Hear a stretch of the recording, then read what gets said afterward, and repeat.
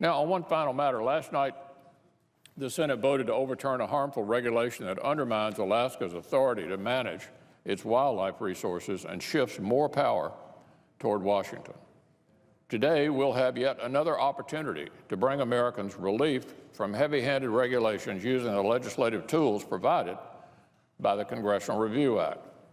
That proposal would undo the so-called Volks Rule, which is named for the 2012 federal court case overturning an ill-advised Obama administration regulatory action on the same subject. It's a regulation that purports to look out for workers' best interests, but actually does little to achieve that outcome. The Volk Rule merely empowers Washington bureaucrats and increases paperwork burdens instead. As the Coalition for Workplace Safety recently pointed out, this regulation does, quote, nothing to improve worker health and safety.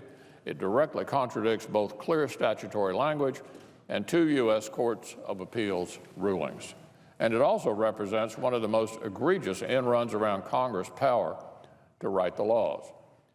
I've heard from Kentuckians who are similarly concerned by this overreaching regulation and have called for Congress to end it.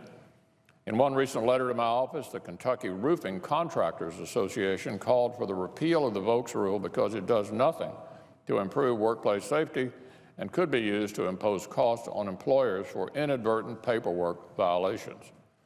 In fact, as they point out, it could even divert resources away from efforts to improve workplace safety and create jobs.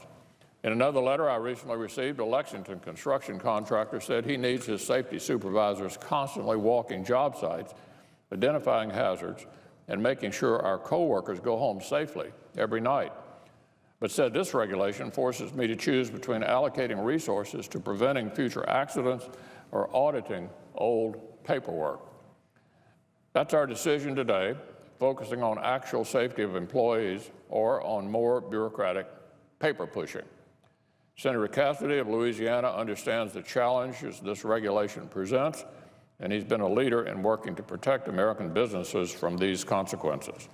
I appreciate his efforts and look forward to the Senate passing it soon.